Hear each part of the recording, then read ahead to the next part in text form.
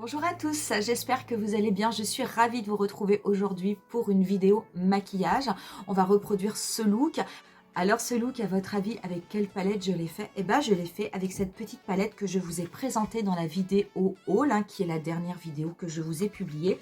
C'est cette mini palette de Natasha Denona, la Valentine's exclusive. Donc cette mini palette de 5 fards qui sort dans un petit coffret, donc qui est avec un pinceau estompeur et qui apparemment sort en, on va dire peut-être en avant-première, parce que c'est une palette moi que je n'avais vue nulle part, donc j'ai pas trop vu de pub dessus. Donc moi je l'ai trouvé dans un Sephora, donc n'hésitez pas à regarder au niveau, je l'ai trouvé au niveau des caisses, donc au niveau de ce que j'appelle le rayon de la mort. Donc n'hésitez pas à regarder. Donc cette palette, elle est composée de 5 fards.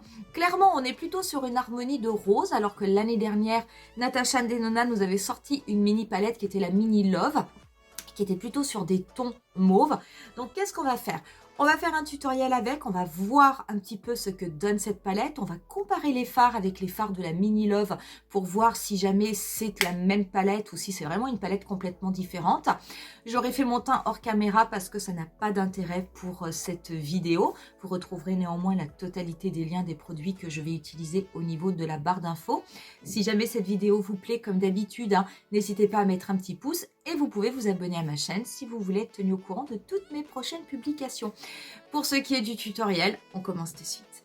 J'ai fait mon teint hors caméra parce qu'aujourd'hui on va vraiment se concentrer sur cette nouvelle petite palette. Et tout d'abord, je voulais vous la montrer par rapport à la palette Mini Love qui est sortie l'année dernière pour la Saint-Valentin. Donc voilà les deux palettes. Ici vous avez la Mini Crush, ici vous avez la Mini Love. A priori comme ça, à vue d'œil, je dirais que la Mini Love tend plus à aller vers des tons de mauve et c'est vrai que la Mini Crush tend plus à aller vers des tons de rose. On va néanmoins les comparer. Il faut savoir que sur la Mini Love, vous avez 3 fards qui vont être irisés et simplement 2 fards mat, qui sont ces fards-là, qui sont le fard Art et le fard Maille. Alors qu'au niveau de la Mini Crush, c'est l'inverse. Vous allez avoir 2 fards irisés, qui sont les deux qui sont aux extrémités de la palette. Et les fards au milieu sont 3 fards mat. On est sur 5 fards de 0,8 g chacun. Donc c'est quelque chose de complètement habituel chez Natasha Denona.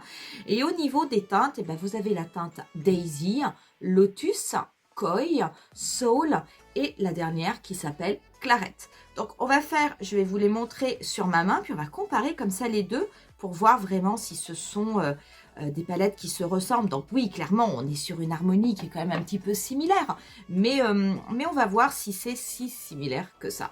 Donc la première teinte qui est une teinte irisée, donc on est vraiment sur un rose. La deuxième qui est une teinte mate, qui est la teinte la plus claire, qui est ici, on est vraiment sur un neutre avec des sous-tons rosés, mais qui sera une teinte de transition parfaite. Et vous avez ici la teinte d'intensité qui est quand même, qui va plutôt vers les violines. Vous avez ensuite la dernière teinte mate qui est la teinte Soul, qui est clairement une couleur vieux rose qui est très très belle, je dirais très très belle cette couleur. Et vous avez la dernière qui va être du coup Clarette, qui elle plutôt est un c'est vrai que c'est un rose, mais je vous dis pas qui est extrêmement intense, qui a même plutôt tendance à avoir des reflets un petit peu rouges. Voilà ce que cela fait donc du coup au niveau de la palette Mini Crush. Il y a quand même des teintes relativement intenses. Cette teinte-là, elle est vraiment très très belle. J'aime peut-être un peu moins la teinte rose, bien qu'on s'en servira. Mais c'est une très très belle harmonie. Ça, il n'y a absolument aucun problème.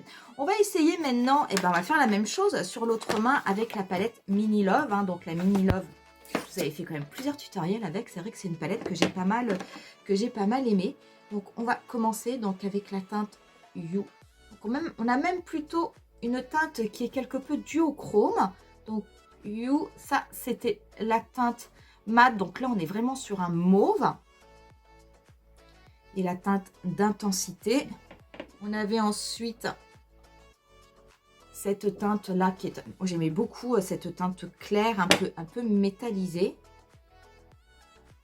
et on finissait avec une autre teinte. Donc voilà ce que ça fait au niveau des deux mains. Donc ce sont des Au niveau de la teinte d'intensité mate, hein, c'est vrai que ce sont des couleurs qui vont se rapprocher, mais c'est vrai qu'on est quand même beaucoup plus sur un mauve sur la Mini Love et on va être plutôt sur un rose qui va tendre vers le rouge au niveau de la Mini Crush. Donc, est-ce que ce sont vraiment des doublons? Bah, clairement non, hein, je veux dire, ce sont vraiment des nouvelles couleurs. Après, c'est vrai qu'elles sont quand même relativement proches, hein, au niveau de leur harmonie.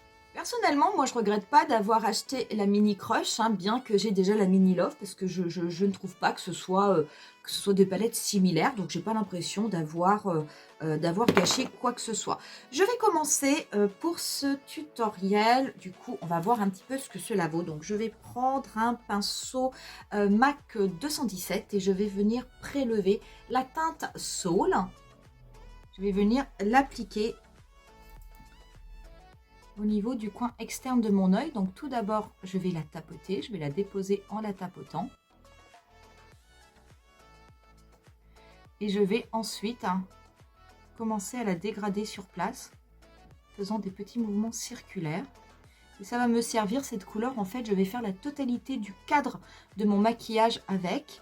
Je viendrai estomper les contours avec la couleur mate la plus claire, hein, qui est Lotus.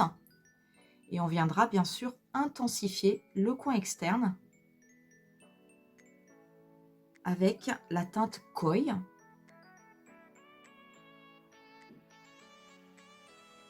Donc je n'hésite pas, hein, je fais des petits mouvements circulaires et des mouvements de va-et-vient pour bien dégrader cette couleur, bien la travailler, bien la diffuser.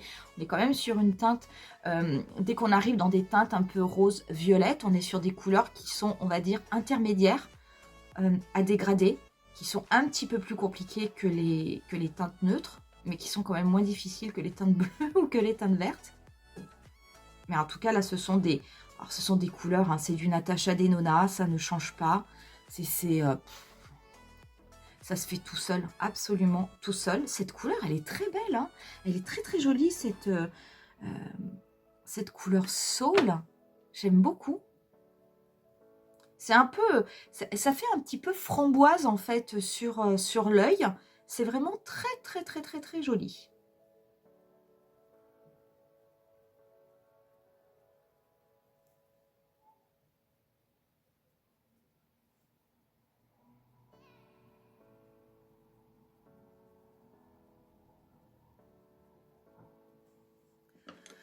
Voilà, je vais garder la même couleur et je vais par contre venir prendre un pinceau beaucoup plus fin, hein. Le mien, c'est un 230 de chez Zoeva. Et je vais prélever, toujours je vais rester avec cette couleur Soul.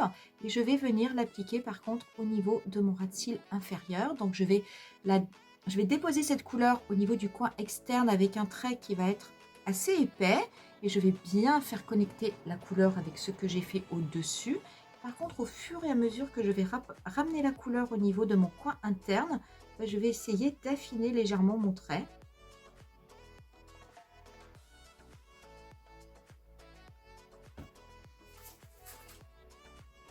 Alors, je vais vous dire, je peux vous le dire de suite, qu'avec ce type de couleur, si vous avez les yeux noisettes ou si vous avez les yeux verts, alors là, vous êtes vraiment sur les teintes idéales pour faire vraiment ressortir la couleur de vos yeux.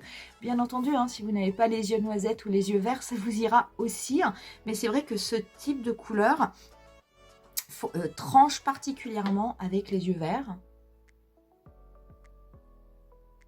Je vais ensuite venir prendre la teinte Lotus, hein, qui est celle-ci avec un pinceau 228 hein, de chez Zoeva. Donc c'est vraiment un pinceau très très fluffy et je vais juste m'en servir pour légèrement dégrader le contour de mon maquillage au-dessus. Je le fais pour qu'il n'y ait pas de démarcation brutale. Je veux vraiment quelque chose de doux au niveau du dégradé. Et je fais également juste le coin externe. Je ne m'occupe pas pour le moment du bas. C'est très très belle teinte de transition. Mais les teintes de transition de chez Natasha Denona sont toujours très très belles, très très réussies.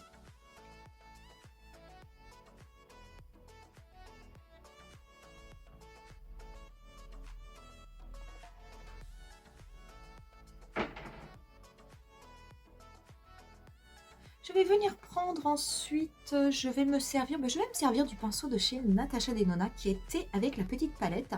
Et je vais venir prendre la teinte Koi, qui est la teinte la plus foncée, la teinte mat la plus foncée. Et je vais m'en servir pour venir en fait intensifier le coin externe de mon maquillage. Donc je vais d'abord tapoter, déposer en tapotant cette couleur Koi. Je vais ensuite venir la dégrader. Alors, je ne vais pas refaire la totalité de mon cadre avec cette couleur. Je vais vraiment me concentrer au niveau du coin externe. Alors, ce petit pinceau, il est pas mal. Par contre, c'est vrai qu'il a un manche qui est quand même extrêmement court. Alors, c'est pas évident parce que quand on tient les pinceaux beaucoup trop près des poils, on a tendance à avoir un geste qui est beaucoup plus lourd, qui est beaucoup moins léger. Alors que lorsqu'on a des manches plus longs et qu'on prend le pinceau tout au bout, en général, c'est beaucoup plus fluide. Donc là, mais bon, je vais me débrouiller avec. Il est pas mal, il fonctionne bien. Hein, mais c'est vrai que pour faire des petites choses comme ça, précises, je ne sais pas si c'est le meilleur des pinceaux.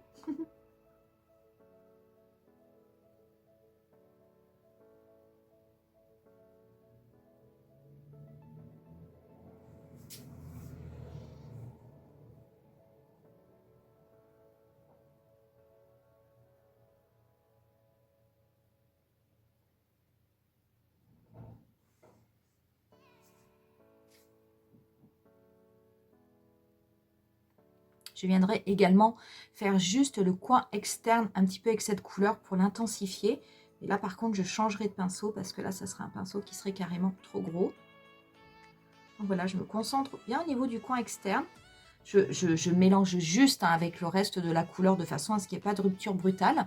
Et du coup, on voit quand même que cet œil-là, clairement, est quand même plus intensifié que l'autre. Je vais reprendre mon petit pinceau 230 de chez Zoeva et je vais prélever cette teinte intense que je vais juste appliquer au niveau de mon ras de cils inférieur, mais qu'au niveau du coin externe.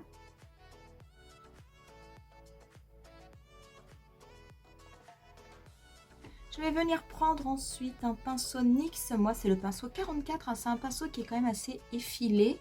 Et je vais venir prendre la teinte Clarette, qui est cette teinte rose qui va vers le rouge, cette teinte irisée.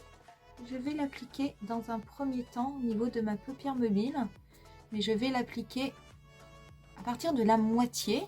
Et je vais aller la faire connecter avec la teinte Clarette. Oh, c'est clairement une très belle teinte. Alors attention, là j'ai quelques chutes, mais c'est normal. Rien de bien grave. Je vais les enlever ensuite.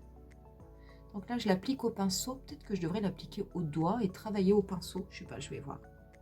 Moi, j'aime pas toujours travailler au doigt. Oh, qu'est-ce que c'est intense. Hein. C'est vraiment magnifique. Hein. Bon, alors clairement, oui, quand vous l'appliquez au doigt, vous avez toujours, hein, tout de suite, hein, une intensité hein, qui est quand même extrêmement importante, mais clairement qui n'est pas obligatoire. Hein. Alors, dès que vous le travaillez au doigt, hein, clairement, vous avez tout de suite hein, une intensité au niveau de la couleur qui est assez incroyable. Mais je vous assure hein, qu'on arrive aussi à avoir une très belle intensité avec le pinceau. Donc sachez que le doigt n'est pas du tout obligatoire. Donc je vais l'appliquer, cette couleur, à partir de la moitié de ma paupière mobile. Et je vais l'étirer juste vers mon coin externe, de façon à la faire connecter avec la teinte d'intensité.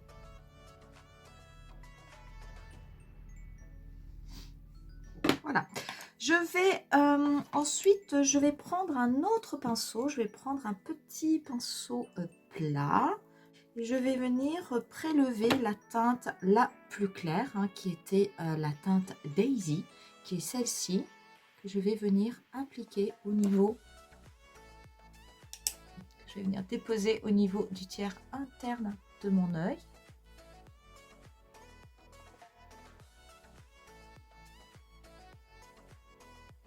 J'ai changé de pinceau. Ce pinceau-là, il n'accroche pas assez.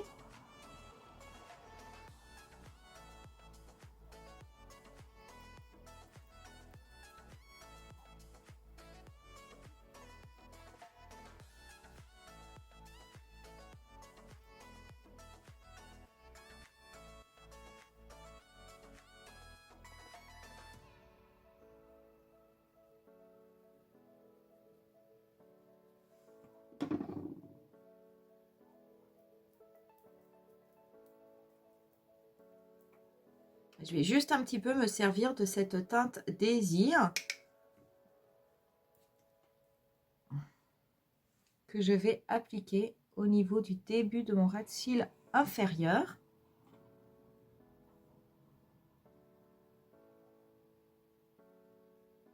Et je vais reprendre mon pinceau Fluffy 228 du début. Et là, cette fois-ci, je vais reprélever un tout petit peu de teinte de transition. Et je vais pouvoir venir faire l'estompage final et estomper du coup mon ras de cils que je n'avais pas encore estompé. Je vais mettre un crayon dans mes muqueuses. Je vais me servir, moi, du crayon Alkaline de chez Urban Decay, hein, qui est un crayon violine, qui est une très très belle couleur, que j'aime beaucoup.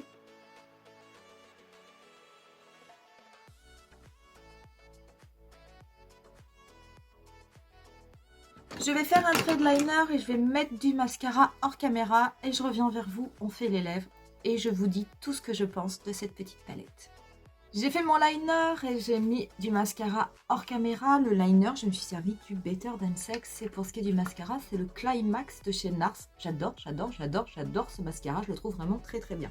On va venir juste finir les lèvres, hein, vu que j'ai déjà fait le teint et les lèvres. Je vais me servir d'un produit Natasha Denona. Moi, le nude que j'ai qui est rosé, avec des sous-tons rosés, mauve, c'est le Amorosa qui était sorti l'année dernière avec la Mini Love. Donc du coup, je vais appliquer celui-ci. Je viendrai juste mettre peut-être un petit peu de gloss par-dessus pour apporter, je sais pas, un petit côté paillette. Donc j'ai appliqué celui-là qui est un neutre, hein.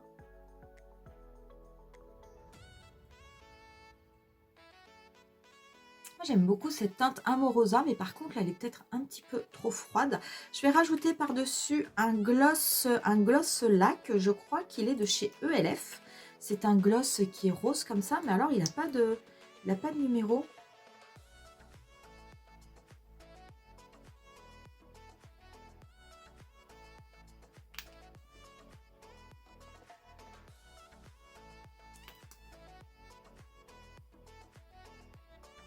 Voilà, je vais mettre un petit peu de spray fixateur. Et on en aura terminé avec ce look. J'espère vraiment que ça vous aura plu. Alors, qu'est-ce que je pense de cette palette? Je suis assez étonnée parce que je ne m'attendais pas à ce que le résultat sur les yeux soit celui-ci. Moi, je m'attendais vraiment à avoir quelque chose qui aille plus vers le rose, voire un petit peu le rose Barbie, le rose poupée, baby doll. Pas du tout. C'est vrai que c'est du rose, mais c'est du rose qui a tendance plus à partir vers le rouge. Et je trouve ça vraiment très très joli. La teinte qui est vraiment rose au niveau de la palette, c'est la teinte Daisy que j'ai mis au niveau du coin interne, hein, et du premier tiers de ma paupière mobile. Et finalement, c'est peut-être la teinte qui va le moins ressortir. Alors, c'est une teinte qui se voit, hein, mais c'est vrai que par rapport aux autres teintes, c'est quelque chose de tellement intense que ça vient contraster, mais j'ai pas du tout l'impression d'avoir un maquillage complètement rose sur mes yeux. Moi, je trouve ça très très beau, et comme ça va vers le rouge, je trouve ça encore plus beau. Je vais juste me rapprocher un petit peu pour que vous puissiez voir. Donc voilà ce que cela fait, je veux dire au niveau des yeux. Moi, j'aime vraiment énormément le résultat. Bilan donc de cette palette, écoutez franchement, je me souviens parfaitement des tutoriels que je vous avais fait l'année dernière avec la Mini Love. On avait fait du intense et on avait fait quelque chose de plus léger, mais on n'était pas du tout dans ces couleurs-là, on était vraiment sur du mauve. Donc je pense très sincèrement que cette palette peut tout à fait venir compléter votre petite collection si vous avez déjà la Mini Love. Donc vraiment, moi, c'est quelque chose que j'aime énormément. Je ne regrette pas du tout cet achat. Qu'est-ce que je pense du pinceau? J'avais déjà un avis mitigé sur ce pinceau. Vous savez, lorsqu'il y avait eu le petit kit sur la Mini Métropolis, il était offert. Bah là, le kit étant à 29 €, on ne peut pas dire que ce soit réellement offert. On en paye une toute petite partie, mais bon, c'est pas très très cher. Je trouve pas que ce soit un pinceau pratique et c'est pas le pinceau du siècle. En fait, moi, ce qui me gêne dans ce pinceau, c'est le manche qui est tellement court que c'est très très difficile. Donc comme c'est un pinceau estompeur, en fait, c'est le type de pinceau par rapport au type de manche. Il faut savoir que sur un pinceau, Où est-ce que j'ai un pinceau estompeur? Voilà, celui-là, c'est un MAC, c'est un pinceau estompeur. Un pinceau estompeur, c'est fait comme son nom l'indique, pour venir estomper les fards de façon à les diffuser, de façon à ce que vous n'ayez pas, on va dire, des grosses barres de fard à paupières sur votre œil, mais qu'au contraire, ce soit quelque chose de très diffus. Pour pouvoir estomper un fard correctement et le plus facilement possible, il faut que le geste soit très léger. Plus vous allez appuyer sur votre paupière, moins vous arriverez à le dégrader facilement, et au contraire, plus votre geste sera léger et plus votre fard va s'estomper avec énormément de facilité et de façon très jolie. Par contre, pour pouvoir avoir un geste très souple, il faut pouvoir ne pas être trop proche justement des poils. Sinon, on a du mal, je veux dire, si on se tient comme ça très proche des poils, essayez, vous allez voir, on a tendance à être quand même relativement crispé et à ne pas avoir de mouvement ample et de mouvement souple. Par contre, si on tient le pinceau le plus loin possible, au niveau du manche, vous vous apercevez que vous avez la possibilité, simplement en bougeant le bout des doigts, de faire tourner votre pinceau et du coup d'estomper vos fards. C'est ça qui fait que vous avez un geste fluide et un geste léger.